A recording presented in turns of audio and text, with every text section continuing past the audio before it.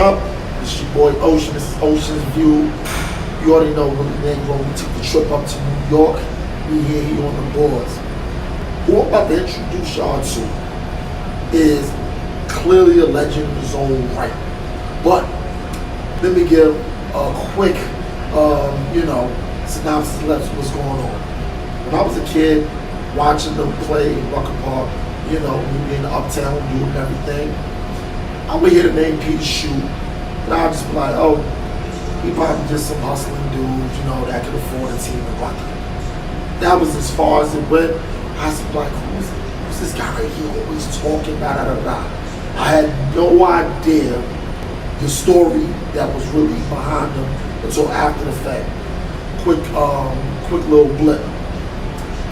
When Above the Rim came out, we started getting into conversations saying who Tupac's character Birdie was, who did he represent, and a few names got thrown out there.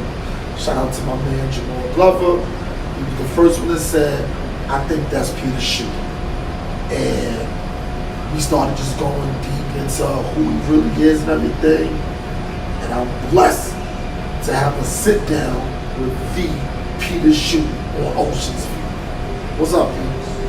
Hey, I'd like to thank you for driving all the way up here with the bad weather and coming to interview me. And it's always a pleasure to get to know the good brothers and spread the word of reality of what's going on in life. Definitely. Disclaimer real quick for those that are watching, we're in an open space, so we're going to talk up. You got Pete's mic up, let it up as much as possible, good. So you'll hear the air conditioner from an open space, but it's still going to be a great interview nonetheless.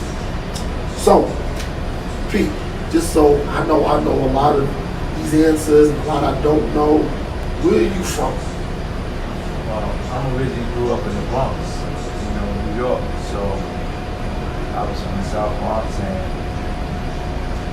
I was there most of my life until I went to jail my first time. And then after the first time, and I started getting money, I was living in different places, in New York, New Jersey. That was my two, destinations where I wanted to rest my head. And then, now I'm up to Yonkers now, so it's nice up here around that, the waterfront. And it's just, New York is New York. So I always claim New York, I don't claim Beverly, because if you claim Beverly, you never your space where you can really go and be comfortable. I go anywhere. I go any Beverly. I love New York. I love Baltimore. I used to be at Baltimore deep. I love, there's places I really like. I used to be in Atlanta and that. And I go to Florida now and that. But Baltimore, New York is my places I used to, really be at. Okay, what exactly is your ethnicity? Because I know you're mixed with black and I don't want to say the wrong thing, black and Chinese. Yeah. So how was that growing up being multiracial, especially at a time in the Bronx? And it's easy. Most people hear black and Puerto Rican. We hear black and everything else, but it's rare. I think you're probably the second person I've ever met with that, ethnicity, multiness, being black. So how was that growing up? I mean, it was a challenge. I probably was the only Chinese person in the Bronx, in the South Bronx, unless you had to live in the Chinese laundry restaurants. Restaurants too, but the Chinese, the laundries that used to do your sheets and stuff and your blankets, that was probably the only other Chinese people. But a Chinese kid growing up in the Bronx, it was rare. And I was hanging out with all the blacks, Puerto Ricans. I was never like, there was no Chinese to hang out with. So I had to go to Chinatown to even get involved with my culture. But most of the time I'm thinking hanging out in the hood. It's the same thing like everybody else, sitting on the stoops, summer night, eating sandwiches, talking to to everybody, playing basketball.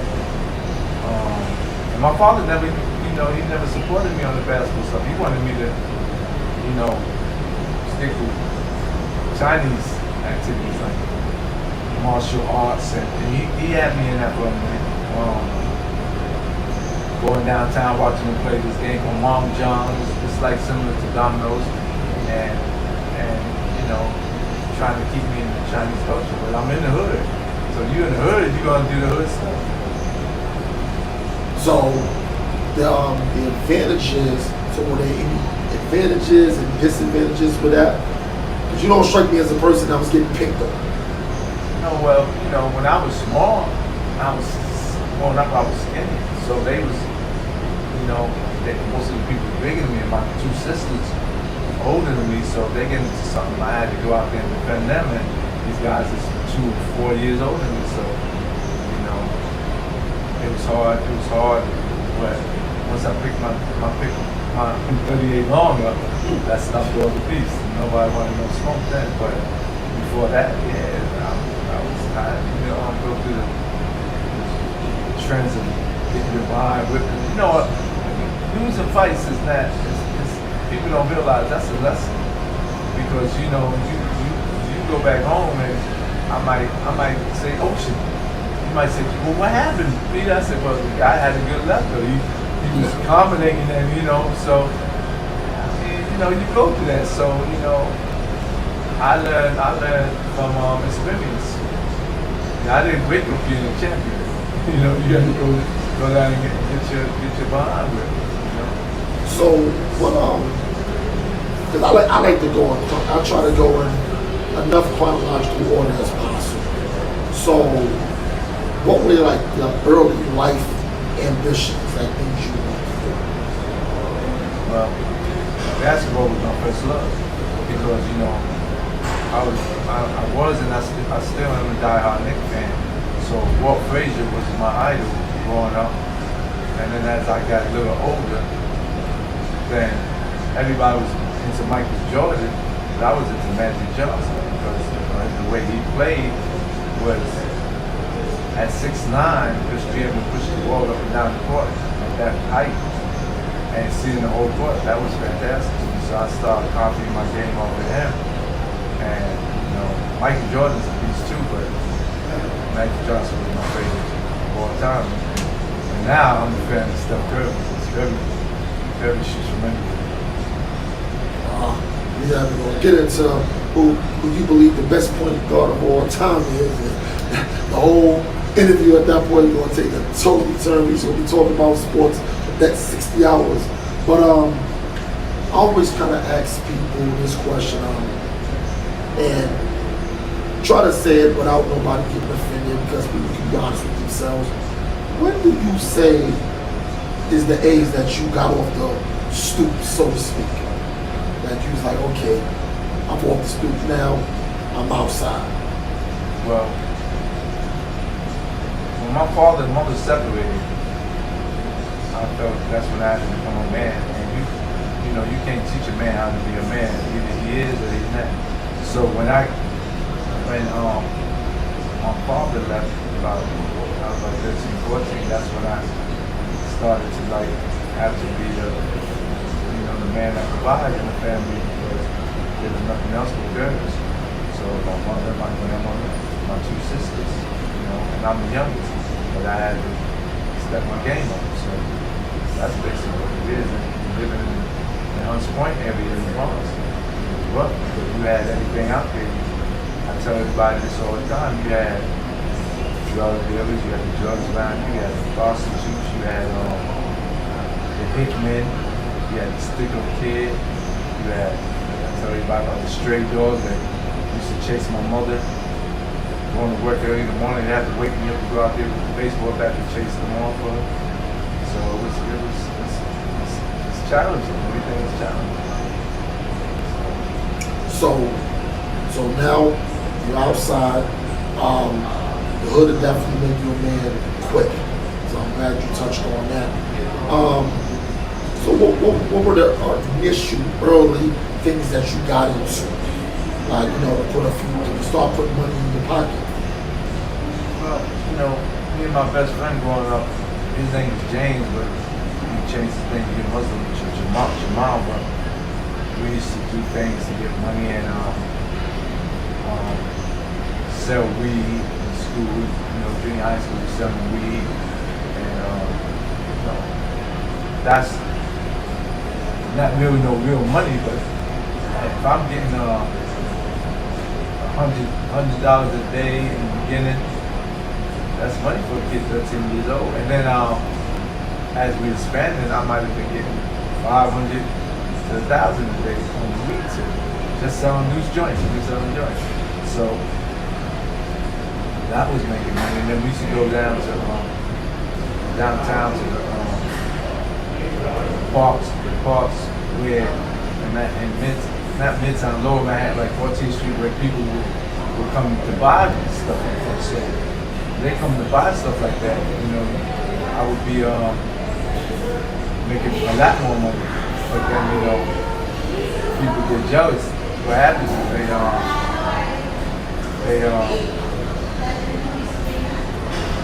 they stuck my man up and told him he better not come back down there no more. I was on my way down there and he told me they robbed him, so we left that area alone, even though it was good money, because now we getting like use up to like $1,500 a day on weed and selling joints. You went into how you said they stuck your man up. That was going to be, you know, what I was wanting, because I saw in a couple other interviews you said, and I didn't know this part, at one point you were a stick-up kid. Well, that came later on. I became a stick-up kid, so I started, you know, when I started hanging out, I guess about maybe 17, 18, I'm talking about going to the Disco Fever and B71 and, you know, Hilltop. I started needing more money, because now you go into these places where you see the high voters, the ones that's older than you that get money. So, and then I had got on the coke habit, so we were sniffing coke, and that really ruined my basketball career, because after I started sniffing coke, I wasn't dedicated to the ball like I used to. So we sniffed coke, and that was like to catch you high. You know, you go to parties and all these actors and actresses be there, and you'd be surprised when they sniff coke. I mean, you can go through the list. I'm not going to name names, I don't want to put them out there, but we used to go to parties, and I'm the youngest one in there, and they got cocaine in the ashtrays. Big coke, you know, you just grab the coke, put it in your bill, and start sniffing. So, you know, one of my big time friends that was older than me, I looked up to him like a big brother. Even Thompson back in the day, we had one of his parties, and I was so high, man, I was bugged out, and then I started seeing things, hallucinating. So coke was the reason that I was out there robbing people, because after you rob somebody, you go rob a number spot, a drug dealer, a store downtown, you get enough money to buy your coke, and you get enough money to get your outfit, and you get enough money to have a limo. So, you know, I had a little stick-up crew, and we all go do our own ventures. And we come back and say, how much you got? Oshin, how much money you make? Well, how much money you make? And then we decide what we need for that day. So after y'all became a crew, because the thing about it is that you said you had I ain't gonna say an end goal when you were sticking people up, because that's the time y'all was just on. And one thing I wanted to reference to people that are watching that might not know the time frame. Coke at one point was a recreational drug. The way a lot of y'all use weed now and stuff. Yes. That was, for that time frame, Coke was the weed of that time. It was the weed of that time. The early 80s? Early 80s, thank you, yes. Early 80s was the weed of that time. Now, from the outside looking in terms of the drugs and stuff, everybody's goal is to get a connect. That's it. It's like if you don't have a connect, you're gonna just be working for people and on blocks and getting hit for the rest of your life, or whenever jail comes. So I take you as a forward thinker. So as you're around people, y'all becoming who y'all are, y'all dangerous, the word is out. When did the transition to the drugs, like, okay, this is what we're doing now, this is what we're gonna start doing from now, and what was the drug? Well, when I first came home from doing my state bid, because I went to jail for 4 years for robbing people, and when I did that, I came home in '88. You know, I was trying to do the right thing because my mother, I promised my mother I was not going to go back and forth to jail because it was hurting it, and I was a baby. So when I came home, I tried to get a job. I know you know about it when I tried to go back to the phone company and they don't skip over to that. Talk about that. Yes, please. Okay, talk about what happened with the phone company. Yeah. They stuck me into for the job. I get the job, so I'm in there working, and but it was like on my floor it was 300 people. Every floor had like 300 people on the floor. I was working on 375 Pearl Street, Manhattan. So when I'm working, I still had a PO and stuff. You got to check in with your PO and that, and that's what messed me up. Into the phone company, so I was working for the phone company, and I was on parole, but on my application, I told them that if convicted, I checked off no, because I probably would have got the job being a minority anyway. So I'm in there working, and it was my lunch hour, and I had to check it with my PO. So I called my PO, and the supervisor wasn't my supervisor, that didn't really like me because everybody clinged to me. And at the time, I think he was gay, white dude, so he dropped on my phone call, and I didn't know. So that same day, later on in the afternoon, I'm in I'm at my desk doing telephone representative stuff, which was going over people's problems, and also that's when the custom calling services came out, so we were offering them two-way calling, three-way calling, call waiting, and call forwarding, and all that stuff as a sentence for their phone. So I see these 4 security guards, they walking down the aisle, and they got guns on them and everything. So I was like, like everybody else was being nosy, I wonder if they really did it. So they came down my desk. They came towards me, so I said, "Oh man, what's going on?" They said, "You got to come with us." So I said, "Okay, what I do?" They said, "Well, we'll tell you when you go." So I turned my computer off and went with them. And I go into this room, and it's about 4 or 5 white people sitting at the desk. And I walk in the room, I was like, the white cloud went over my head, like, "Man, what did I do?" So I'm thinking it's something I did job related. So they said, one of the ladies asked me, she said, "Is this your application?" I said, "Yeah." She said, "Well, do you see what you checked when you said if ever been convicted?" And I said, "Yeah." They said, "Well, you have a felony, you've been convicted." I said, "Well, I didn't think it was that much of a big thing, and I didn't want to lose opportunity to get the job and stuff like that." So she was like, "Well," she just went out at me like, "Yeah, well, we don't like liars, so we want you to resign." And I was like, "Well, I'm not going to resign, you're going to have to fire me." So they was like, "Well, how did you get back in here anyway?" I said, "Well, I'm not going to tell you that either because I'm not a snitch." So then my supervisor who came in there, she was a short black lady, but she was real cool. She came in there and they told her, "Do you know this guy has a felony in the past?" And she was like, "Okay, but his work is so good. I mean, he's really, really good at what he does. Can we do something to overlook this to keep him on the job?" And they was like, they all looked like racists, and they was like, "No, we don't like lies. You know, you lie once, you lie again. So they told me to I had to design they were gonna fire me. So they ended up firing me. And then I'm walking out through all the people working on that floor. And they all looking at, you know, it's just like it's so embarrassing because they're looking at you like you're a piece of garbage now. And you know, the security's walking by me, take my ID because you had to have an ID to get in, go through the gates. So they walked me out. So when I got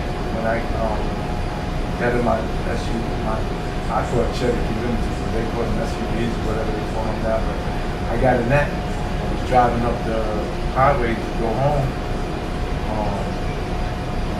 I was so out of it. I was like, you know, damn, bro, I'm trying to do the right thing, but I was like, I should just drive my Jeep off the bridge. I could come over the Brooklyn Bridge. But I end up, you know, shaking my head, and tears running down my eyes, and get home. Now, mind you, that word traveled so fast, my mother knew I had lost the job already because the lady that got me in, the person called her and told her what happened. So, you know, she was thanking my mom that I didn't mention her name. But I told my mother that, listen, I tried your way, I'm not working no more. Like, that's it, I tried. So, then the PO called, and she was like, I'm so sorry to hear what happened. You know, don't worry, you get another opportunity, you're right and stuff. I said, listen, no disrespect to you, this small word,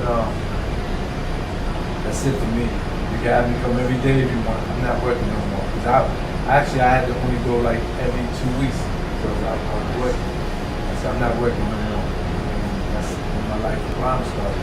So what happened, my partner, Big D, gave me a welcome home gift. And I thought it was a gun. So I never even opened up the package. So when I went in there to open up the package, you know, I smelled something that was like, what's that? So I opened up, it was a key of cocaine. So at the time, crack was out. So I never knew nothing about crack. So I called him, I told him what happened. He said, yeah, well, don't worry about it. Now you can do what you're supposed to do. And I tried to cook the key up. He told me over the phone how to do it, but I messed it up. And after that, you know, I barely got the money back on the course. So that started me on my life of crime. I was selling coke, and that was the first thing I was doing. But then as I was selling coke, I didn't like selling crack because I was watching what he was doing to other people on the street. Because crack is really messing people up to where they start doing a lot of violent stuff. So I didn't mind selling the coke. So what happened was, my little man Tim, he came to me. He was like, "Yo, I know somebody that got keys at heaven, and they're gonna give it to us cheap, and we'll make crazy money off it." They got the dope, but they don't have no buyers. So I said, "All right, let me see what is working with it." He brought me the sample. You know, I had to test it. They said, all right, so I started selling weight. That's where I really grew up on, because I'm selling 2 to 3 keys a week at 107,000, and I was getting and they was charging me 50,000, and I was getting making 57,000. So I would pay 7,000 to the workers, the people that do the new work, and take it and transfer, and then I would keep the other 50,000, and that's how I really grew up. Heavon grew up. Because there's no comparison between coke and dope. Dope is Heavon is more way more. So that's what I did. So I started juggling both. But then when Connect, when they was Africans, and I guess they slowed down. That's when I basically really got back into coke hard, because I met Connect in Florida. So when I met Connect in Florida, I was able to, you know, start doing weight. And the Connect in Florida, he was like, I met him through his sister, female. So I was talking to the female, so she told me about the brother. And he was like, we had a little meeting. He said, so how many keys can you move? And I was like, I have no idea, but you know, if you'll get the keys to New York, I'll push him hard. So he was like, well, I'm gonna start you out with 250 keys. So I was like, wow, 250 keys. You know, and he was charging me 10,000 a pop. So me, Hold on.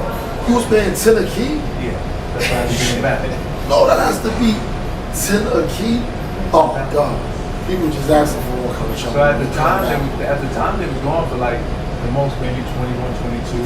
So I started flipping quick, and you know most of them I gave out on consignment. So my partners, you know, D had to connect too. So whoever come through first, we used to work together.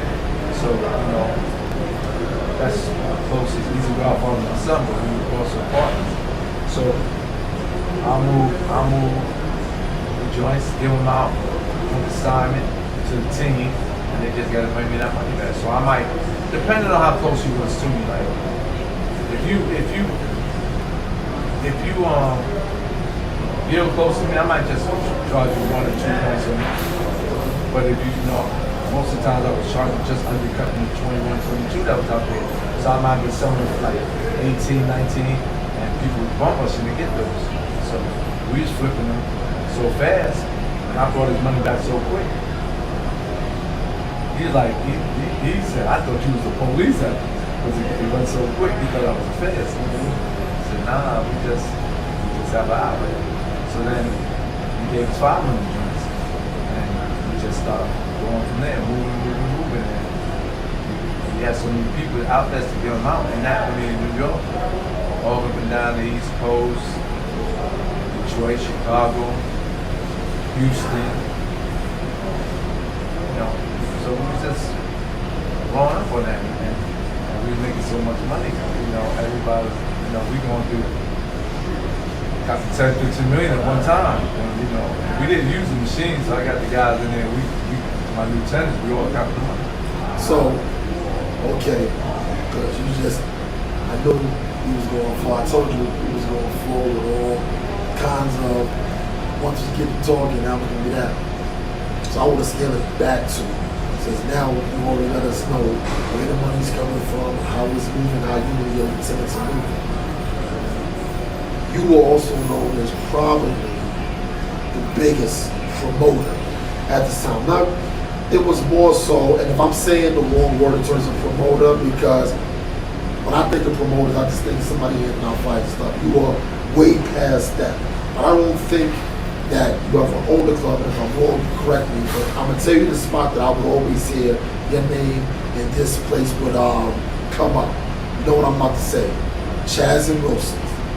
Chaz and Wilson's wasn't a club we could parties in. Chaz and Wilson's was a hangout, so whoever was telling you that, they was misinformed because that was the spot we used to hang out every Sunday because all the celebrities be there. You'll see basketball players, baseball players, football players, the baddest girls. It was a small spot, but it's where the girls come and try to catch on to the niggas. So I used to go in there and have the biggest table and over 8 seats. So I used to go in there and buy all Cristal at the time, because that was the main champagne at the time. Cristal and Charles Oakley used to have his 6-seat booth, and he'd go over there, so we used to be joking around and hanging out, and I got to meet a lot of people there. The parties came when I was promoting the parties was, I was on my way to get a club before I got locked up, but what it was, we was always looking for different ways to wash our money. Okay. And my lieutenants that be all out in the other states, you know, they get home sick. So they was like, my birthday was coming up. They said, "Yo, can we throw have a party for your birthday and you know, so we can come up and hang out?" And I was like, let me think about it. So I talked to D, and D was like, "Yeah, we can do that if they finish their numbers." So once they finish their numbers, you know, and everybody got that was the incentive. You have to get your numbers that's owed to us. Then we cool with it. So what happened? All the numbers was cleared, so I had the birthday party there, and I had Keith Sweat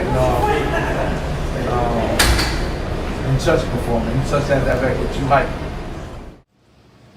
Yeah, so because they finished off everything they had to do to turn in their money, we decided to have the birthday party, and I had Keith Sweat come to perform, and Touch perform. And Touch made that song Too Hype. Too Hype, yep.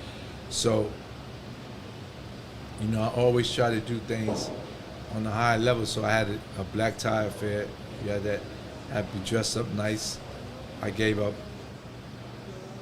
money for the best dressed couple, money for the sexiest legs, money, you know, that type of stuff. That's when, you know, there was no fake bodies out there. These was really bodies they was born with.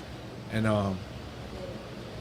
you know, the party was, I always wanted to throw parties based on me watching them shows back in the day, Dynasty in Dallas, where the white people could dress up nice and have their big parties. I said, you know, we could do that too. Mm-hmm. So I end up, you know, throwing parties like that. So all my parties where you had to dress nice to come to.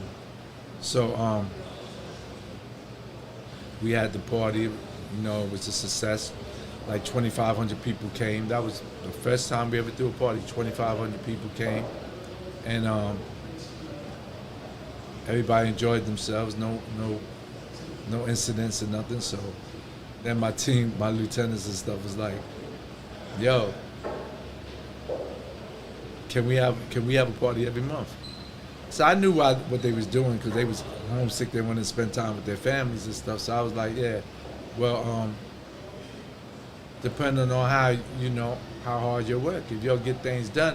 But if you still got work out there, then you won't be able to come. Only the people that don't have work. So I use reverse psychology on them. So partner was laughing. He's like, "Yo, you funny." But I got them to push harder for it if they knew a party was coming, like if we in April and it's coming in May, they're gonna bust their behind to get their drugs sold. So once they get their drugs sold and they meet my quota, then we cool. And that's how it started. So after that, we just start throwing parties every month to wash our money. So the plan was to always wash the money because clearly you understood how the banks operated, having so much money in the bank, and you know, transactions and stuff. So now you're in the phase of getting your money washed, having these events and everything else. You run into Madonna. Was it Studio 54?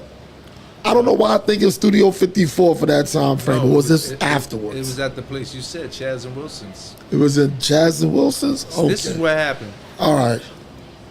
I was around the corner at the Crane Club. It was my man Chaz's birthday, right? And this girl Tanisha's birthday. And I went to celebrate, but it's another small spot. So it was like too crowded in there, too sweaty, and I don't like places like that. So I dipped and went around the corner to Chaz and Wilson's. And when I was in Chaz and Wilson's, you know, you see a bunch of people in there, and the girls is at the bars waiting for somebody to invite them to their tables, and you know, they look good. So what happened was, a guy came over to me and said,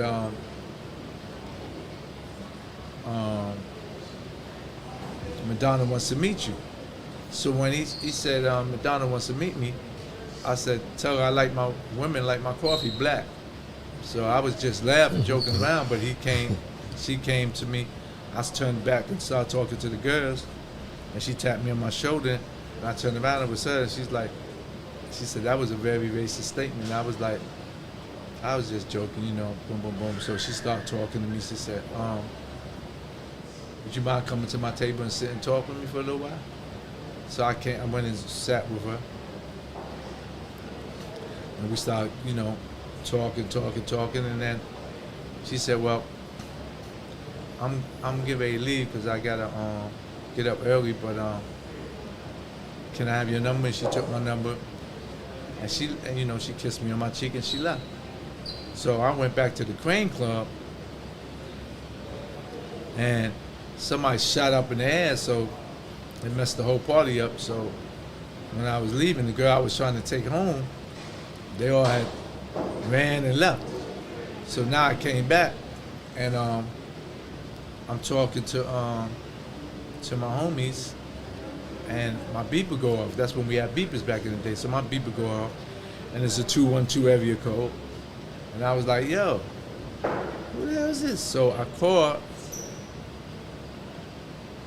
and I was like, hello? And she's like, is this Peter? I said, yeah. She said, this is, I'm Madonna. I said, oh, okay. So she said, what are you doing? I said, I ain't doing nothing now. She said, well, why don't you come by my place? So I said, where you live? And she was living on, I believe, 64th and Central Park. So I was on 79th and Central Park. Mm. So I shoot down to the place, and I go up in the elevators. You know, she lives in the loft, so she comes to the door, and she has a negligee on and stuff, see-through stuff. So everything started from there. Don't see. You like to gloss over things. You just said Madonna came to the door with the negligee on and see-through. So the woman that you said you wanted to take home, was that somebody you was already like dealing with, or it was somebody new? No, somebody I wanted to. That was my game plan for the night. So that was the game plan for the night. No, hold on. So let me get this straight, because I've been in these incidences myself, and I ain't ever have the game plan turn into Madonna. So clearly, not even going to insult you. She's coming through with a negligee on, see-through. We already know how the night went. So after the night did what it did, you still moving and shaking. In your mind, did you think that was just going to be like, okay, this happened, we went about our business, I'm going back to what my business is? Well, see, the whole thing is, I never see, I got a different perspective on life. And people like Madonna and all that, the celebrities, I'm a celebrity in my eyes. So I'm getting money, so I didn't care. They didn't mean that much to me. It's like hitting Madonna is like hitting anybody else to me, in my eyes. Mm-hmm. At one time, I was in, I think this in Vegas, and Halle Berry was out there, and she just started, being in movies. And my man Zip, everybody Zip, he passed away. He's dead now, but he rest in peace. He came. I said, "Damn, she bad." And he came over. He said, "Yo, I could get her for you. She gonna want 5 G's though." I said, 5 G's? I said, "Listen, man, I get a prostitute for 1,500, sweet champagne, and because they know I was gonna go gamble, because I had a gambling problem at that time, and lose 50,000 a belly at the tables." So I said, "Nah, I'm good," because they had prostitutes in Vegas look better than the girls out here now. So, and then Janet Jackson tried to bring me on stage one time at the show in Madison Square Garden, but had my gun on me. So I went and was bringing back something from the concession stand, and she was trying to, she's looking for somebody to bring on stage to sing one of her slow songs and dance with them. So when she had to turn on the lights, and she seen me, she said, "I want him to come up." And I got my full-length minks on, Rolexes, and the baseball cap mink hat. And she tried to bring me on stage, but I ain't go, because I had my gun on me. So everybody that knows me in the garden, they, "Shoot, go on stage, you scared. So when I get back to the seats, my partner was like, "Yo," D was like, yo, why you ain't go on stage?" I said, "Yo, I got my gun on me." Because I'm thinking she felt the gun and called security thinking I'm a terrorist or something. So I never transpired. Terrorists with a make on. Yeah. So I would, you know, that could be a disguise. You never know. Facts. So you getting I had the baddest chicks in New York though, and the girls I was getting were way better than some of these celebrities. So I had because of my name, I had all them girls on me, and I was getting the superstars. And then going to the places and running around, you used to run into Wesley Snipes or Woody Harrelson and, you know, Robert De Niro. You run into these superstars, but they were just normal guys to me. You know, meeting Charles Oakley, who became my closest friend, shout out to him. Mike Tyson, all the groups and all the artists, comedians, sports figures, they was like regular guys to me. Because, you know, they couldn't buy what I couldn't buy. There's nothing they could buy and I couldn't buy it. So I was having fun. So, you know, I go in the clubs to stop the bar, because I give them, I don't know if you know what stop the bar means, but you give up a certain amount of money, you know, mostly 20 or better. They can't sell no drinks unless you okay it to sell a drink to a person. Oh. So that's what we used to do back in the day too. Make the other drug dealers jealous and get all the girls they trying to talk to come to us. So we used to do that on spite, you know, me and D. And we don't even drink like that. But that's how it was. So, you know, that's basically what we was doing. So you know, the parties was just something to make money, and we just wanted to enjoy life and have fun. So, as it's progressing now, after that night and everything, how frequent was the interactions between you and Madonna? Well, I had a girl at the time, so I didn't really want to mess that up, because the girl I had was kind of bad. She was pretty. She had a nice body and everything, natural. So she So Madonna wasn't natural?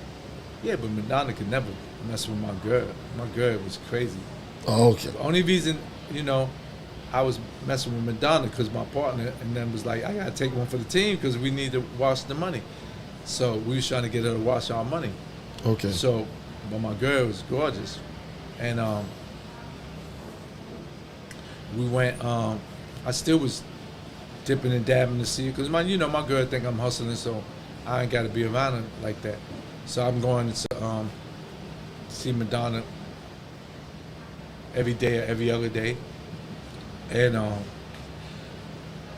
you know, she wanted me to keep having sex with her because she was trying to have a baby by me, and she said we would have a pretty baby and all that stuff. So one time I caught her when I coming out the bathroom, she's holding her legs up like she's trying to get the sperm to drop inside of her to get pregnant. And that's why I said, I gotta slow down on this, because I'm gonna lose my girl. Which I end up having to, going through that anyway. But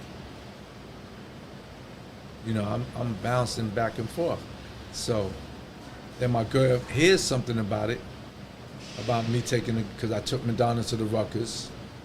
And so anybody that knows will tell you that. So anybody that don't believe I was hitting Madonna, ask them about the Ruckers. Okay. I was supposed to be in her video, The Secret. You could go look at the video, The Secret, and you see an oriental looking guy in the video. I never showed up. I think I was getting like $150,000 to be in that video. I never showed up because once my girl found out about her, and she was crying, going crazy, I tried to take her away. To try to fix things. So I took her to Aruba and St. Martin's back to back. So while I'm down there, she's still crying. Every time we having sex, she's like, "You fucked that bitch Madonna." Boom. I said, Nah, I didn't. I'm lying like my ass off. But then I got tired that she got, annoying. I'm trying to enjoy my vacation. So I said, you know what, when we get back to New York, I'm just gonna, you come take all your stuff and we over. So that's what I ended up doing. But I was supposed to be in that video shoot. So Madonna was mad at me because I never showed up to that. So when I went on set, when she was shooting the video, and 120 something, it was a bar, old bar, because she wanted a Harlem setting. So when I went down there, she was like, kind of mad at me, and I'm trying to get you out the drug game, and you doing this and doing that. You ain't showing. So she got on my nerves. So I ain't got no tolerance for BS. So I stepped away from her. Mm-hmm. So when I backed up from her,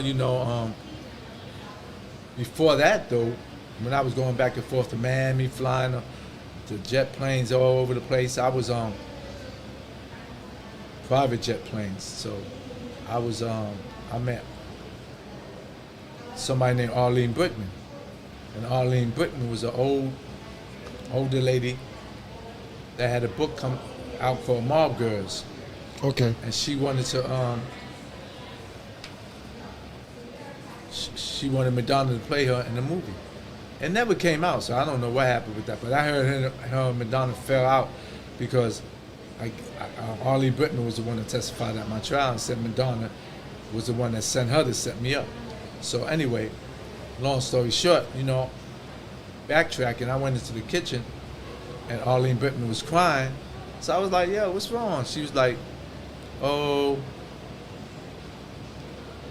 I have a lot of problems. I said, so tell me what's going on. She was like, well, I think she said she owed $250,000 to the mob, and they're gonna kill her daughter. They threatened to kill her daughter. So I was like, well, why you don't talk to Madonna and get the money? Mm-hmm. And she was like, because Madonna don't like people in the drug game. So I'm falling for all this stuff. It's a trap. Mm-hmm. So now I was like, well, she said, but they have crazy good coke. So if you can help me, I could get you a good deal on the coke. So I said, well, I have a connect already, so I'm good. Because my connect promised me if there's a drought, I would never be short. But that was a lie because when the drought came, they messed me over. Uh-huh. So what happened, right? I told her, listen, if I give you some money,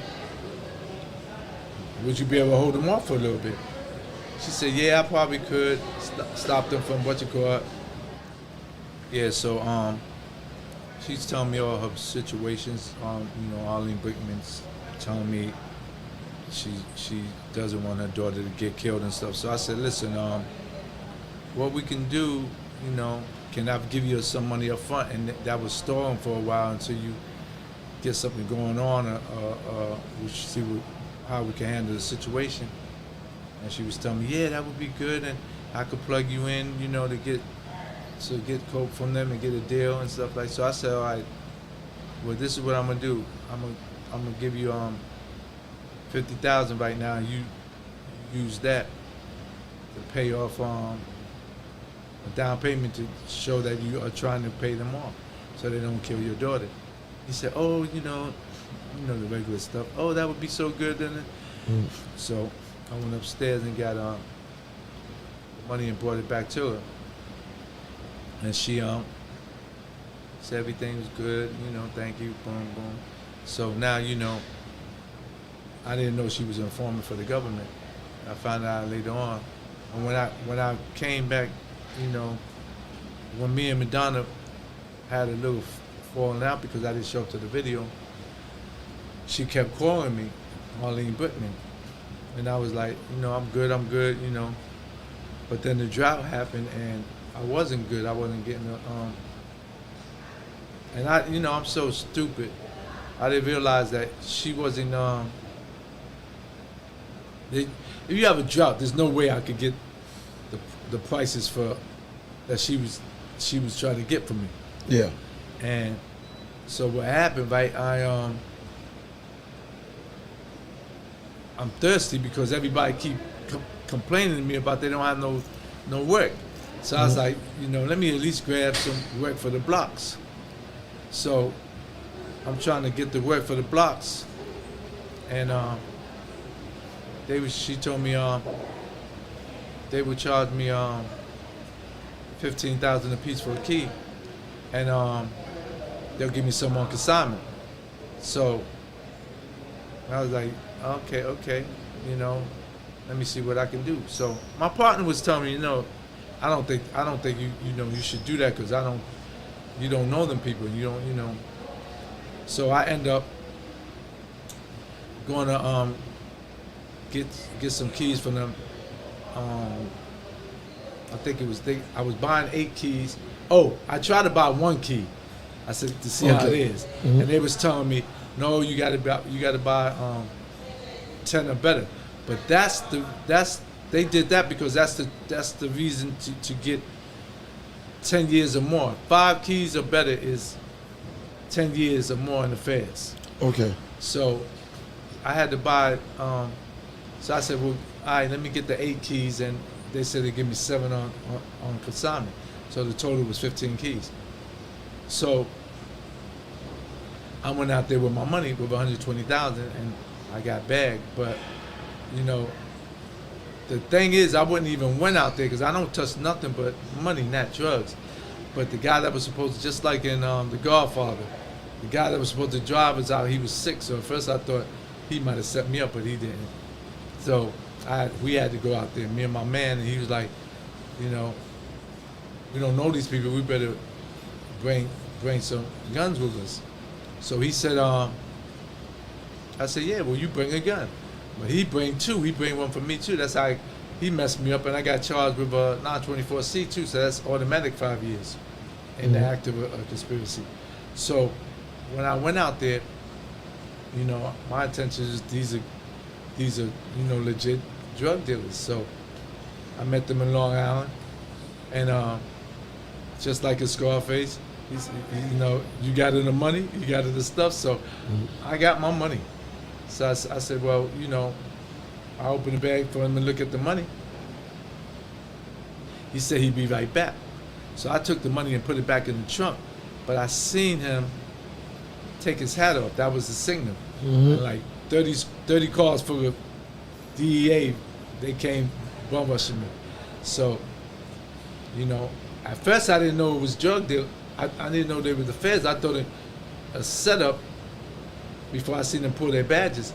So I almost pulled my gun out and fired at them. If I would have shot at them, it would have been worse for me. But I left the gun inside my waist. So they got me, arrested me, and that's what happened.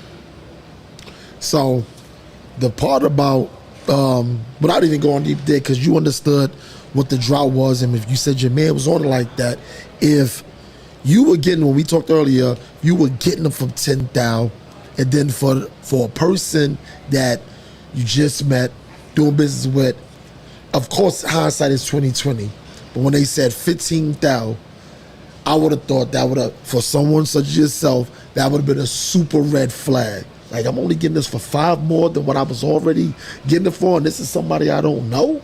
Well, you know, the worst thing behind that, it was, you know, me being not thinking it was a drought. So the prices should have been like 30, you know. I'm thinking I'm getting over, and that was my downfall. But you know, like you make mistakes in life and you live up to it. So I own up to mine. Nobody made that decision but me, but I always make my own decision. And I never worked for nobody. I've always been my own boss. So my partner knew that was the call I made. And you know, sometimes you win, sometimes you lose. You know, so that's what happened. I was thinking I get these keys just to hold the blocks down. I really was mad at them because they kept calling me for the code for the blocks. And that's what really got me to go and do this deal, because I could have waited. The money, you know, wasn't the problem. It's these guys crying to me, you know, because when I first got arrested, I was like, man, I'm gonna kill these niggas, you know. But that's what it is. It is what it is. Well, that's the position you take as a boss and as the leader. Yeah, because it sounded like to me, like you said, because that was going to be one of my questions. Like, well, you could have probably waited the drought out. or whatever. But I guess loyalty and understanding, wanting to take care of your peoples, you like, all right, you know what? Let me get them some work because I don't know where they stand at with their financial situation, and the fact that they were, I don't want to say were pressuring you, but like trying to, talk to you about it. You probably took it as like, you know what, these dudes are probably getting messed up. I got to do something, and this is the seat that I take. So, said it all. Because I'm loyal, I'm loyal, I'm true to the game. So yeah. I have to make sure everybody eat. So, the whole thing is, I could have held out, but these dudes is crying. And I used to tell them, stop spending money crazy, because if you spend $1 million, you got to make sure you got $1 million in the stash. If you go out and spend $1 million, you ain't got nothing in the stash, then you assed out. So you got to always have money in the stash. And my people, they chasing all these girls, buying, spending money. So I'm not saying they was broke, but they was living to the next check. And I said, you got to stop that. I used to tell them, because you buying all these cars, you places to live, and clothes and everything. You buying the Rolex and everything you buy, it's costing you, and you're not making what I make. So you gotta hold it down. That was the part, though, Pete. That was the part. Look at the environment they're in and who they're around. Now, myself, I'm always been I'm gonna do things at my level, how I do it, and have a good time. I'm not in competition with the person that might have put me in position a certain way. So when I'm hearing that, you done bought 2 Rolls Royces. Damn, P got 2. I ain't got to get 2, but I'm gonna buy 1, knowing that's probably you looking like, you strike me as a person, like you just said, if you spend $1 million, it's $1 million out of possibly 10 million, not 1.5. And see, and my partner, my partner, he's a legend too, but they don't talk enough about him because I was in the limelight. But Big D sharpened me up on a few things, and he always told me, he's the one that told me you don't spend $1 million unless you got $1 million in the stash. And at that time, he also told me, if you ain't got $100,000 in the stash, you broke. That's in the beginning. He told me that. If you don't have $100,000 in your stash, you broke. And now it's way more than that. That was 20-something years ago. So, I look back in things I could have, I would have got caught on other cases anyway down the road, because everybody was telling on me, and I didn't even know how bad they was telling on me until Wolf came home. Wolf that used to be down with Puff's bodyguard, yeah. Now he came home and he told me, yo, Shue, they showing your pictures to everybody at MCC and MDC. Because they was trying to get me bad. And I didn't know how bad they was trying to get me. When they finally got me, they was so happy, like, it was something major to them. But, because I never touched drugs, so it was hard for them to get me. But when they did get me, they thought they finally shut me down forever. So that's what that was about. Where's Arlene Brickman now? I can't say where she is. I don't know, because I think she might have been 60s or 70s then. So I don't know. She might be dead. I'm not gonna say.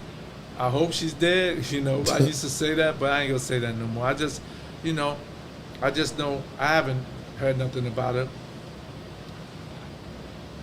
I haven't heard nothing much about Madonna. I don't talk to her, and she's going through a lot of stuff because karma comes back at you. So she took the stand? No, Madonna ain't take the stand. Arlene Brickman took the stand. She took the stand, sat in the courtroom. She said everything. Madonna's the one that got her. She said Madonna told her this, and Madonna told her this. It was in all the tabloids. I was in all the tabloids, the white tabloids and the black ones. I was in all of them. So they was saying that Arlene Brickman was telling them she went on Madonna's instructions.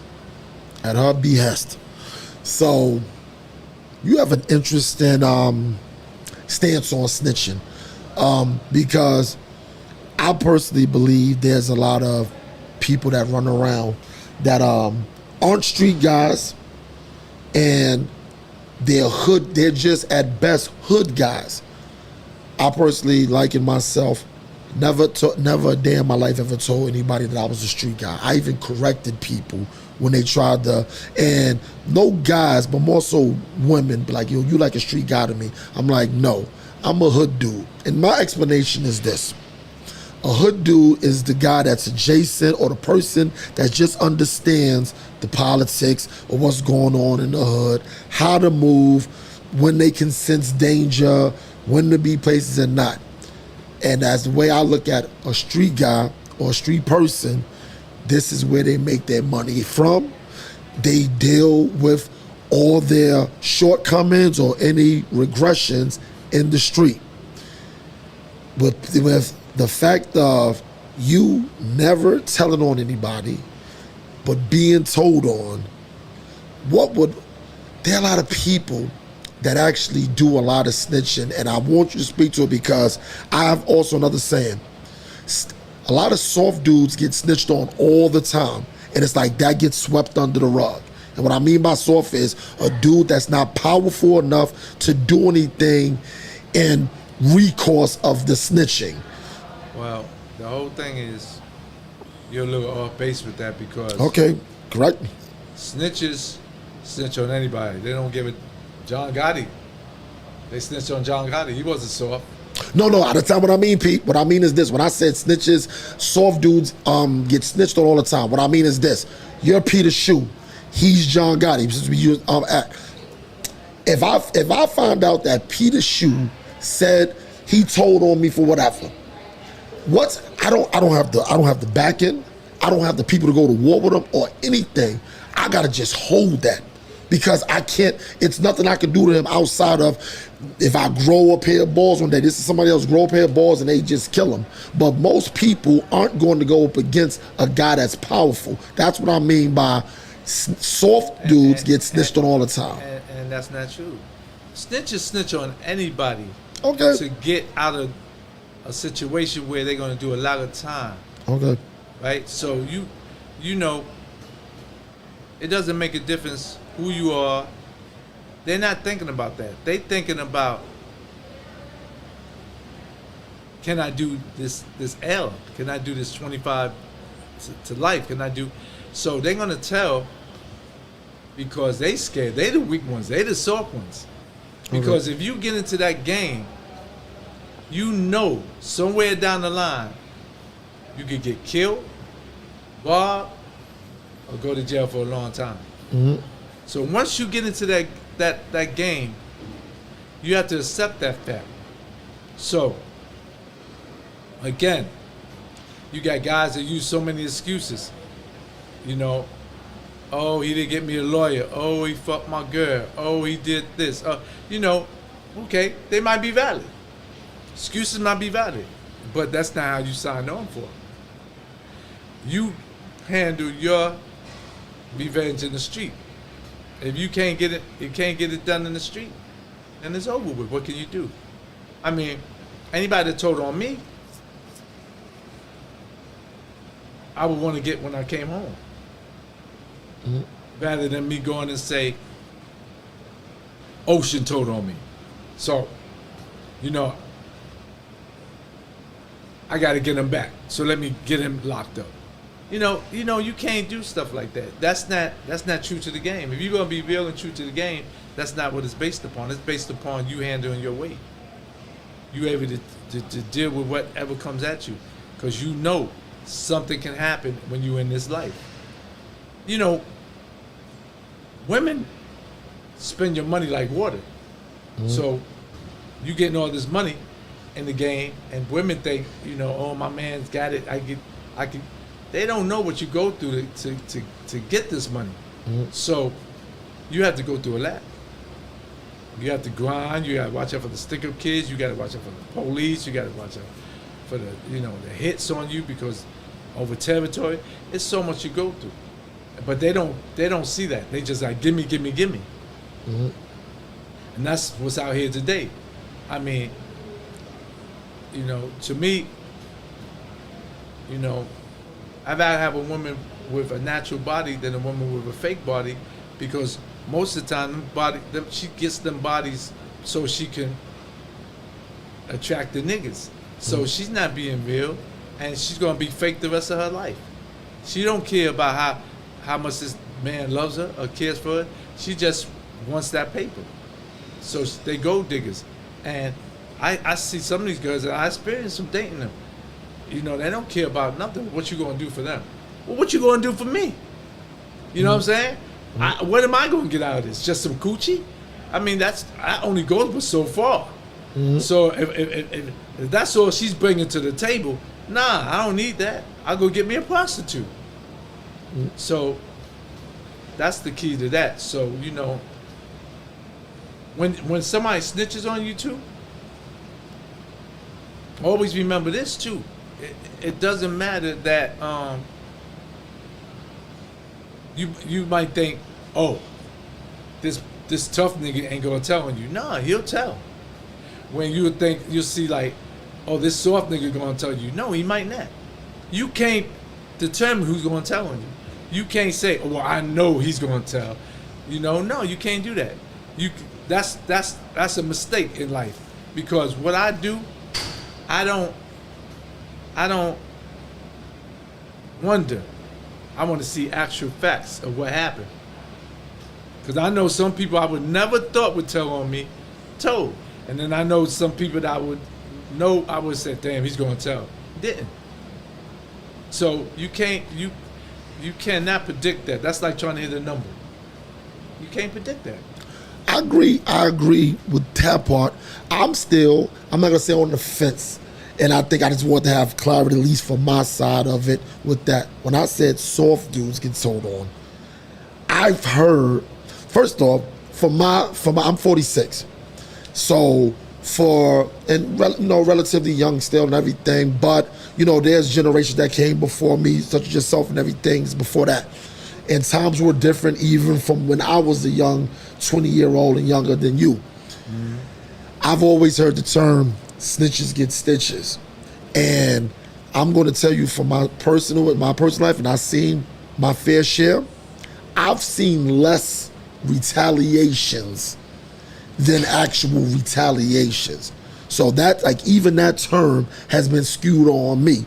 Because when I would hear people be like, yeah, man, snitches get stitches, I'm like, niggas ain't getting no stitches. Because ain't nothing happened. I've seen murderers walk right past a family member of a dude that they killed, and they like, yeah, they looking for this person. I'm like, the nigga he walks up and down the street every other day.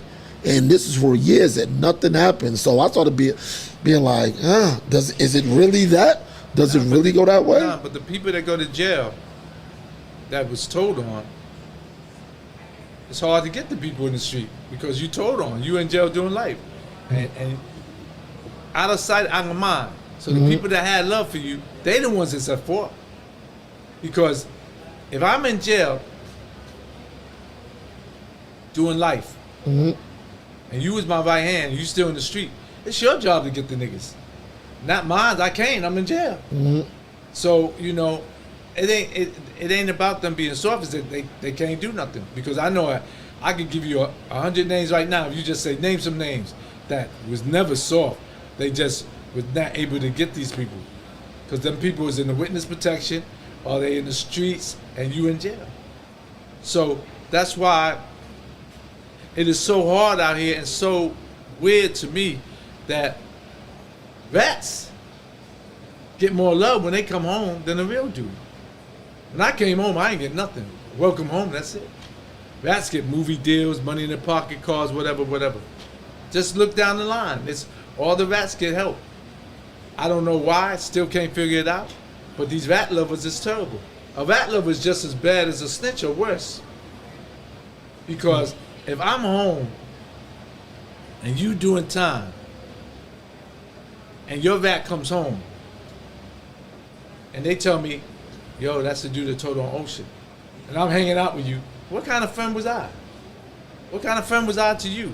What kind of true to the game? I'm not in the game, but if I don't back up, I'm a rat lover.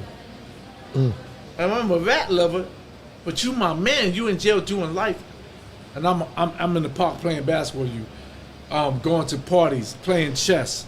Nah, what kind of man are you? What kind of friend was you to your people? Nah, the bottom line is rat loving is a epidemic. And it's crazy how they do it. And then that's why I don't expose the vats no more. Why? They still gonna mess with them. When I first came home, I was on some, that nigga's a vat, because the vats don't come around me. That was going to be my next question with you. We know people have been home since you've been home. Have those people, name or no names, have they tried to get in contact with you? Vats? Yeah. Why would a vat come around me? They know they can't come around me. A vat can't even say hi to me. Okay. A vat come near me, I'm going to disrespect him. So a vat stays away from me. Okay. There's incidents where vats know I'm going to be there and they not coming. There's incidents. They'll walk away. They'll I can't go. Shoe going to be there. If you got me doing something for the kids or whatever, and I know a vat's going to be there, I'm not doing it. Nah, I'm done. So you know what they do? They get rid of the vat and bring me, because my presence is more important than theirs. Mm-hmm. So I don't do the vat thing. I don't want them around me. I don't want the vat lovers around me. You know, it's harder to keep the vat lovers away from you, but because there's so many of them now. Mm-hmm. But I really don't respect that. I don't respect that at all. You know that man told on somebody and gave them life, and they give you every excuse in the world, and you still showing love. All right, that's you. But stay away from me. I'm not with that. I'm not like I was before. Mm-hmm. Because people tell me, you know, you can't get things done because the vats is in power. The vat lovers is in power. So they in the music industry, the movie industry, and all this other stuff. So you can't get nothing done. You know? I probably couldn't get a job in the school where y'all at, giving out lectures if I was anti-vat lovers, because there's some people, you might have a person on the head of your department that's a vat lover. So, you know, it's hard to avoid them. But I already shut down since the beginning of the summer to where I'm a ghost now. I don't even come out because I don't want to be around none of them. And they'll kick dirt on me and lie on me. And that's what vats do. You know, I'm beefing with this one vat he's a piece of shit. He has a podcast. This nigga got a podcast talking about other dudes. He never even knew me, but because I defended his brother, because he tried to say his brother tried to tell on me. No, he didn't. He tries to come at me, and then I shoot him down as a coward. Whatever you want to do, you can come see me anytime, and all that type of stuff. But he's just a girl, and he's hiding out. He thinks he's safe, and he's hiding out, but everybody knows where he's at now. It's just that time will tell. Something will happen to him. No vat would never be safe. You know, it's just that who's going to have the courage and the one that wants to step the game up. Mm-hmm. You know, opportunities is what you look for, but I don't look for none of them. I have no desire to see them, hang out with them, talk with them, nothing. I don't single out a vat. Because that'd be glorifying them. I don't single no rats out. Mm-hmm. I'm not, the ones y'all hear about in New York that you thought was somebody, they was nobodies. Nobodies. It's just that people figured,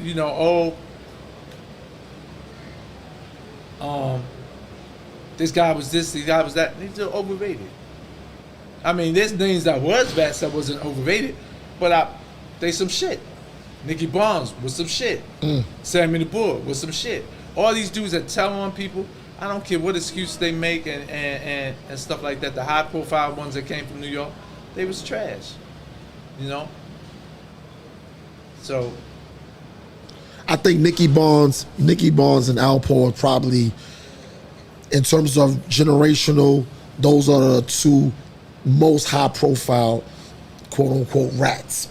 Well, Nicky wasn't overrated though. Al Paul was. Nicky wasn't overrated because Nicky was that guy back in the day. Okay. So, I mean, I know Alpo. We used to talk. Cool. But he was overrated for his status. That movie Paid in Full blew them up. And the movie Paid in Full had 2 vets in it. You know, so the whole thing is, I mean, whoever makes movies on these vets, they clowns too.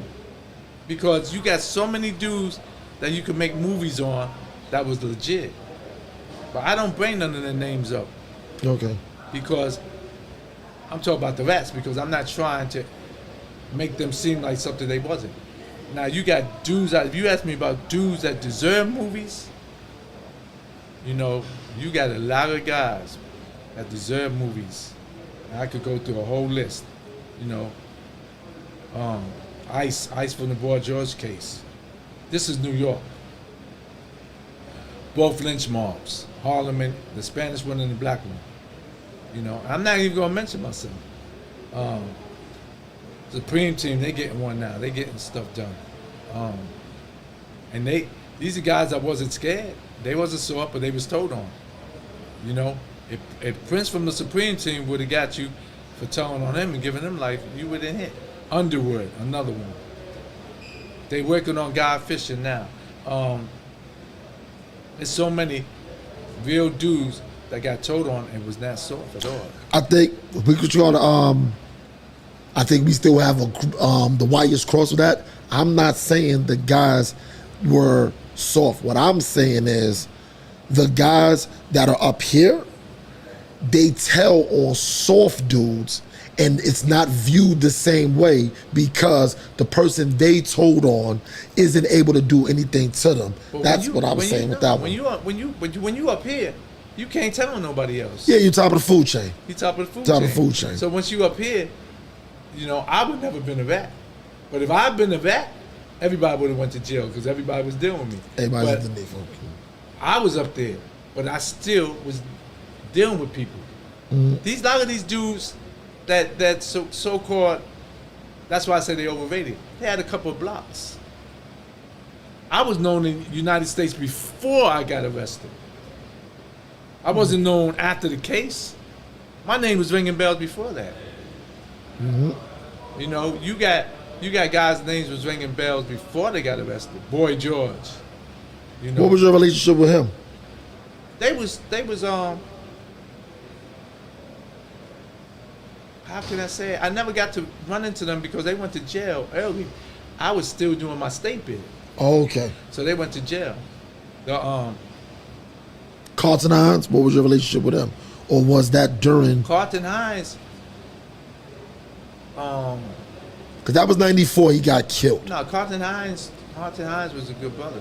Yeah, yeah. Excellent basketball player. But I never really, we spoke, but I never really gelled with him. He's doing his thing. Okay. And, you know,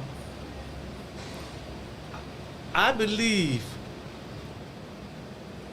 that Carlton Hines got killed because he was defending somebody else that should have defended himself. Carlton Hines was not scared.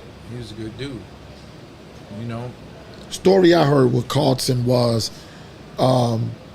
allegedly, because, you know, Pistol Pete is doing life and everything, and this stuff is common knowledge in the streets, because I don't know why Oshin is telling. No, we don't even know.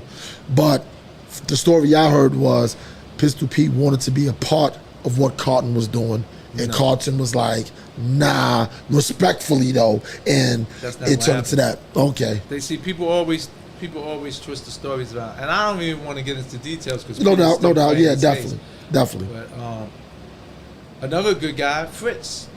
I don't know if you ever. Yeah, you heard of Fritz? Yep, Fritz was getting crazy money. Fritz was like really my competition. Fritz is a bad man when he's coming to get money. And what made him so smooth, he wasn't out there like that. He might wear. He's like how Russell Simmons was doing. He might come out looking like a bum, jeans and stuff on, but he had crazy money. Fritz is another one that they working on his story too. I mean, see, I don't care who they do a movie on, as long as some legit dudes. Stop doing the movies on these vets. You can't name a movie that they did that ain't about vets. All the movies is about rats. Yeah, you felt it should have been Frank Matthews as opposed to Frank Lucas. Frank Matthews was the biggest drug dealer ever. In my eyes, Frank Lucas was a rat. Overrated. Wasn't bigger than Nicky Barnes, but they got him bigger than Nicky Barnes because of that movie. And Nicky Barnes was big, but he became a rat, and that's it. Once you become a rat, I have no respect for you. But Frank Lucas became a rat, but before that, they was trying to compare Frank Lucas and Nicky. I don't think you could, and that's just my opinion. But then again, I don't go to door and see how much money you got. I can't go there and say, "Hey, Oshin, let me count your money." I can't do that. But Frank Matthews, different story. I think he was getting more money, and he wasn't even from New York. I think he was originally from South Carolina. You know, and that's my thought. I'm not 100% sure, but I think he came from South Carolina. But he got bailed out and never came back. He's smart. That's why I think he was the reason why people after that have a hard time getting bails. Oh. And most of the time, I couldn't get a bail. They giving them out now, but that's why I know a lot of these dudes is no good.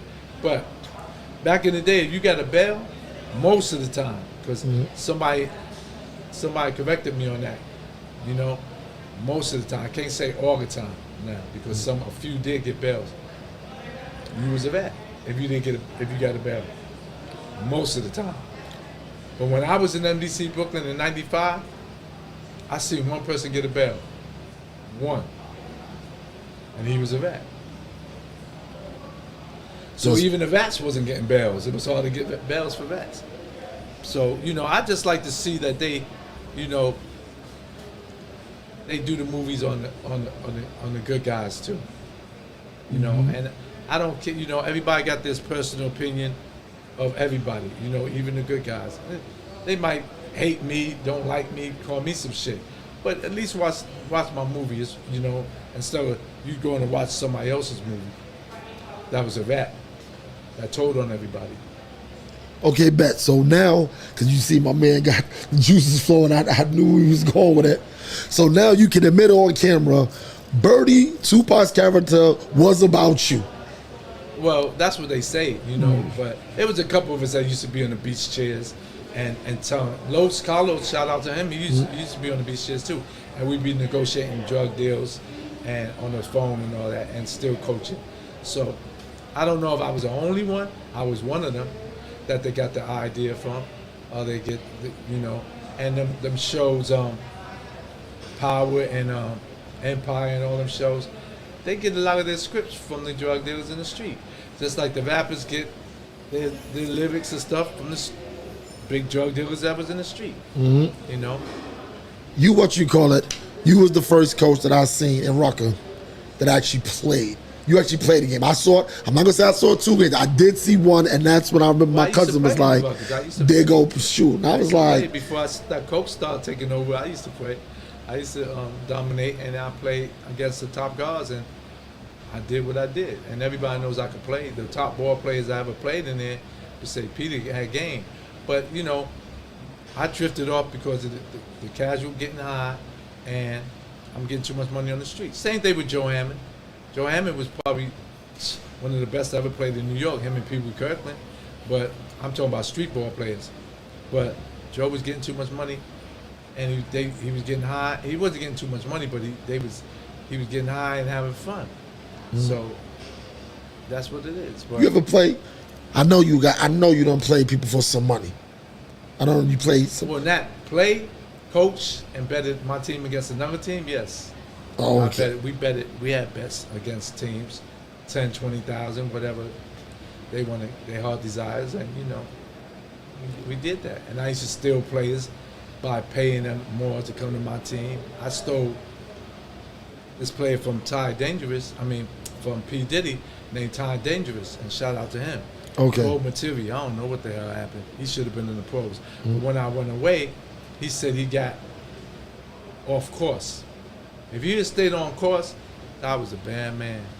And then, you know, I had guys on my team that played or I played against, coached against, and I thought Master Rob was very great at the point. He's a point guard. Yes. I thought Terminator was tough. Mm-hmm. Terminator had Term. the tough. Term had the toughness to be an NBA. He played strong. He'd get away with a lot of dirty playing, but he plays strong on D. But he was another one. But most of them that played in the Ruckers was Showtime players, so they couldn't play in the NBA. You're not going to get away with that fancy stuff that's just street ball stuff. So a lot of them players couldn't play, but the guys were basic games that just when to put working on you, like Joe Hammond, I like to say D-Mac, guys that knew their position and was good at it, like Master Bob and Terminator and there's so many, but Artie Green would have had a jump shot, he would have been in the pros because he got this much over the rim. I got the players see a lot of these players. So Sam Worthing that did play in the NBA, if he had a jump shot, consistent jump shot, he would have went far. There was guys and Sam and Artie Green played on the same team, but you had guys that could really, really play, but they was missing something. Either the dedication, because I never dedicated myself to working out. I just show up to games. Go to the park and play, free rec. But when the guys that go out there and shoot 500 jump shots a day, that's how Magic got his jump shot. That's how Michael got his jump shot. That's how Bird continued his game. They go out there and practice. But the showboat thing is just for the rucking. But when the game on the line, you want to do Joe Hammond, Pee Wee Kirkland, guys that could put the ball in the basket. Doogie was another guy that wasn't fancy, he just puts the ball in the basket. The dancing one, yes. Doogie was tough. And guys that was just dominant. Ty Dangerous was dominant. Terminator would do something, like I said, while I like Terminator, he could do something defensively or offensively. He'll lock down the player by holding his arms and getting away with it because the refs don't call it. I always thought he got away with stuff, but he plays tough. Master Bob was a nice point guard. I think Master Bob would have adjusted to the NBA because he would have been able to play that point guard role. Not the fancy stuff. He did fancy stuff, but he could, just like Skip to Malou. Rafe. Skip to Malou went to the NBA. He changed his game. It wasn't all that flashy shit he was doing in the Ruckers. He became a true good point guard. He used his speed, his passing abilities. Then he developed a spot three. So basketball, I love basketball. I just did an interview on ESPN radio, and it's coming out Tuesday. So I love the game. I love coaching. I love the teaching of it, and hopefully, I don't know, I'm getting too old for this, but I might get back into this coaching thing with the kids. Because I'm trying to keep the kids from doing this dumb stuff out there. Stop about killing somebody for no reason, killing their girls because they want to leave them. If that's the case, I would kill like 40 girls. Girls left me, left them right. What can you do? Fuck it. But if I was on some bullshit like them, pow, pow, pow, pow, every girl would been dead. But, I just knew that in situations like that, what you looking at, you stepped on my foot, all that type of stuff, they killing people for those reasons. And that's just so corny. If you got to do something, it has to do something because your family was violated. Somebody got hit, beat up, raped. Well, something like that, I can understand you losing your head, even though that's harsh now because you're going to jail and never coming home. Or you're going to get an asshole for the time. But you got these guys just listen to these, all OGs. It's not good OGs. Okay. A lot of these OGs try to use you. They be like, OG Shue, listen, I don't make you do nothing. I don't commit. I give you my opinion of what I would do. but the final decision is on you. But you got these other OGs that put their hands in like a puppet and get these guys in jail for life. And you know you did time. Why would you do that to these young brothers? So it's a lot of hypocrisy behind that. I don't, you know, I'm a different, even in jail, I'm a different OG. I don't believe in putting my mistake on another man so he ends up going in there and never coming home. I'm not doing that. I'm a lead by example. Nigga, you see what I went through? You want to go through that? You better be prepared. Everybody think jail is, oh, you get in there, oh, we having fun. Don't listen to them niggas, because when they in their cells, they whining like a broad. When we used to get locked up and down and go to the shoes, you get a shot and you go to the shoe, I could tell you, man, I could suppose so many people was in there whining like babies. I'm in there joking, laughing, passing magazines out, having fun. They in there, yo, what do you think they gonna do? Nigga, you in jail already. What the fuck you care what they gonna do? What are you worried about? They can't do nothing else. What they, you know, what they gonna kill you? These dudes is ridiculous. All these so-called gangsters. So I do everything my way. I don't do it the way where you worried about things. That's why when I go to jail, I cut the girl off. Because I'm not going to have that outside stuff conflicted with me inside. I'm not going to have me worrying about who she with.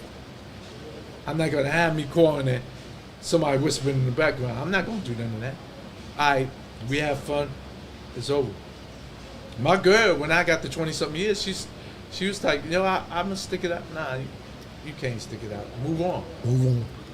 One of the things that I noticed, the tone of this interview and everything, I've done interviews before with people, and people they tend to like to put out the violent part of their groups and stuff, and you haven't highlighted any of that. So with doing the numbers you were doing and how your crew was moving and stuff, was it a high violence, high rate of y'all really having to get super active, or was a lot of it just based off of we had so much respect, we never got really tested the way a lot of people get tested out there? Well, first of all, we deep in the street. So dudes never wanted to try us because they know we closing everything down till we end this. Till you submit. We had beefs with people where they were so-called tough guys. And some of them was, but we coming at you every day. Ain't no, we catching you on the payphone like this. You know, we gonna catch you. Ain't no, you know, I shoot one of Peter Shue's people and we good. Nah, that's never gonna happen. You know, you shoot one of my people, I'm shooting 10 of yours. See, the whole thing is, we was respected, but we was also feared. The people that was extorting people, and again, I don't want to kick the, it ain't dirt, because I know the truth, but these dudes was getting extorted by the people that extort. They never tried us. Never. Nobody in my people. You know why? They would have came to me and said, well, yo, from now on you gotta pay $10,000 a day for this block. I've been, all right, cool, no problem. Who I gotta pay? When they send him, he ain't never gonna make it home. And we're gonna torture him till he tell us who he working for. And then we're gonna go get them. So they knew that. If you go to war against us, you had to be able to say sayonara, because you going too. See, we never feared death. I never feared death. It's gonna come, it's gonna come. People would tell you there's incidents where I step in front of people, step in front of guns when somebody was gonna shoot one of my people. I said, nah, you kill him, you gotta kill me first. And he might just be a worker, I'm the boss. But I might just walked into the situation and he has a situation. But you kill me, you're not gonna kill my person, and I gotta go to his family and tell them, yo, homeboy got killed when I was there. Now, if I wasn't there, I can't step in front of the gun. But if I'm there And there's at least 3 or 4 incidents where I stepped, even a bouncer, I stepped in front of a gun for a bouncer. That's me. I'm never gonna be nowhere with somebody I know dies. And I know it's coming. Now, if I don't know it's coming, that's something different. But if I know me and you somewhere, and they say, well, we're gonna kill Oshin when he come out the club. Nah, none of you on that. Y'all gonna kill both of us. You know, because you're not gonna just kill my people like that. I'm not letting that happen. You know, I take the chance of see what happens with you trying to kill both of us. But that's the way I was brought up. I never feared death because I don't know what death is. But I feared life because life is a motherfucker. This is crazy out here.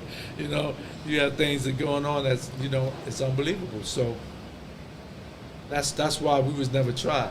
I don't have to talk about the violence because I'm not going to tell nobody what we did. Yeah, fair. Yeah, because definitely. of the fact that there's still unsolved things. But I'm going to tell you this.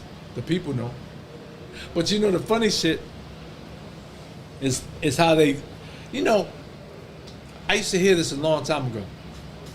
You have 10 people sitting in the chair. I whisper in one person's ear. By the time it gets to the 10th person, the whole story changes. You ever heard that before? Yeah, that's okay.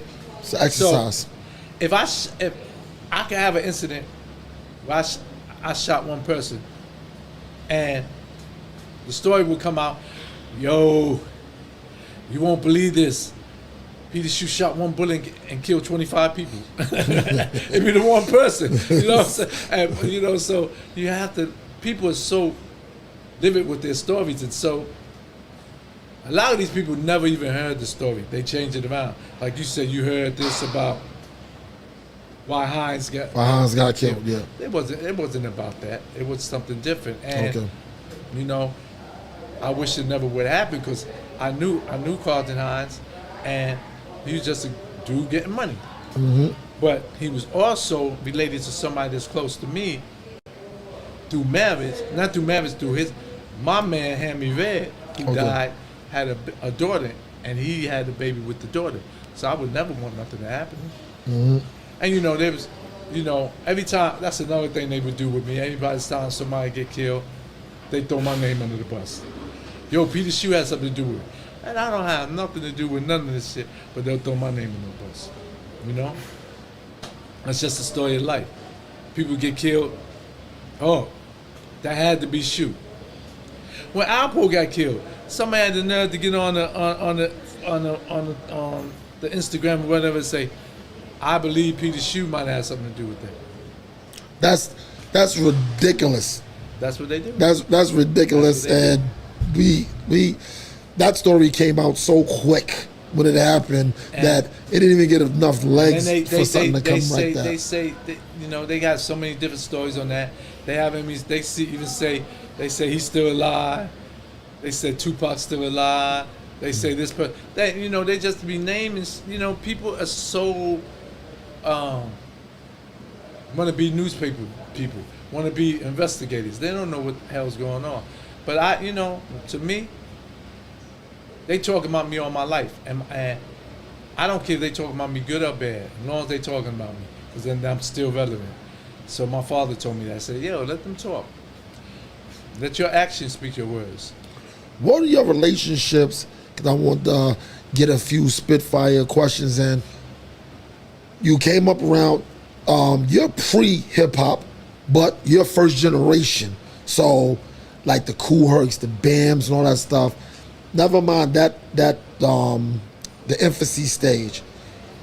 Any relationship with Puff? Because I've heard you mention your relationship with Keith Sweat. These are all Harlem cats, you know, and everything. I knew Puffy a while. I knew him. You never wanted to mix it up, like get your money involved with hip hop? I went to jail when Puffy's really got... When he started blowing? Got really blown up. But, all right. They say, and this came from one of the people that said it was a guy named Tuffy that's cool with me. He said... Tuffy, I remember Tuffy. He said, he was from a music video box. Yeah. And he said, if I don't go to jail, there would have never been no Puffy. He said, Puffy copied my style of living. And, you know, If he did, he did. He became successful. I mean, there's a lot of shit going on with him now, but he became successful, and I'm happy for him. You know, I can't. What you call it? They got a snitch label on him. They got the gay label on him, but he's over there. I don't know what he did, what he's doing, because I wasn't around him.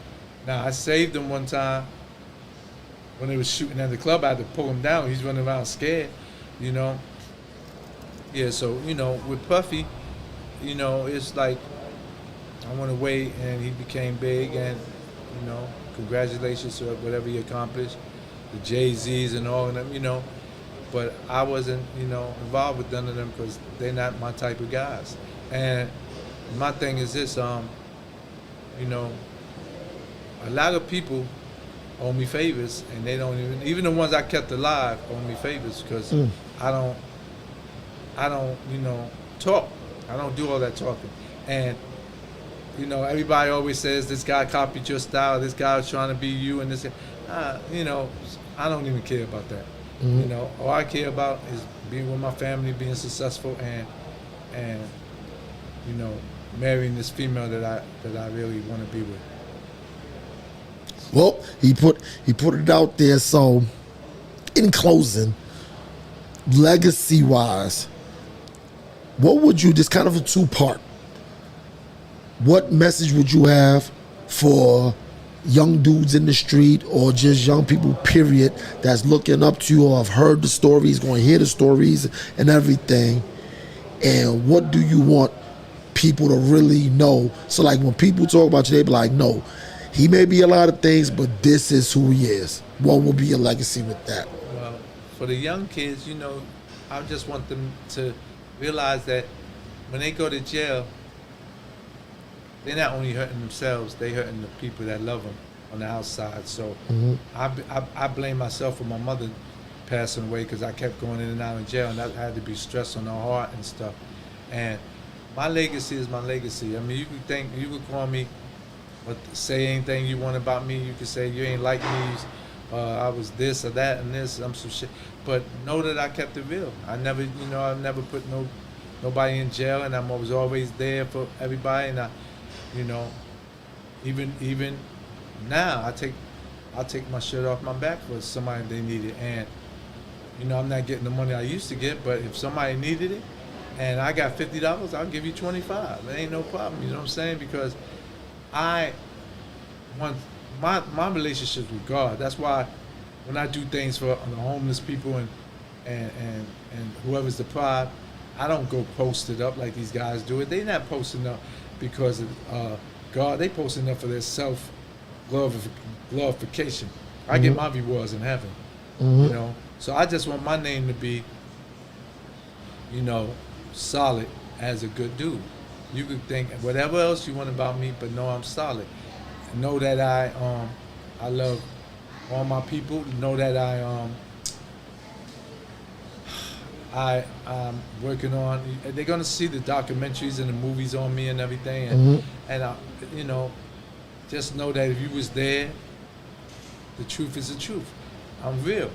If you wasn't there, then you know, you're gonna not believe or believe. I can't make you, but like I said, my people that was with me know the true story. Yep. And there you have it. This is Oshin's View.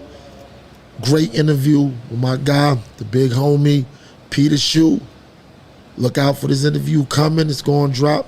Y'all know to press that subscribe button and get everything. And we out of here.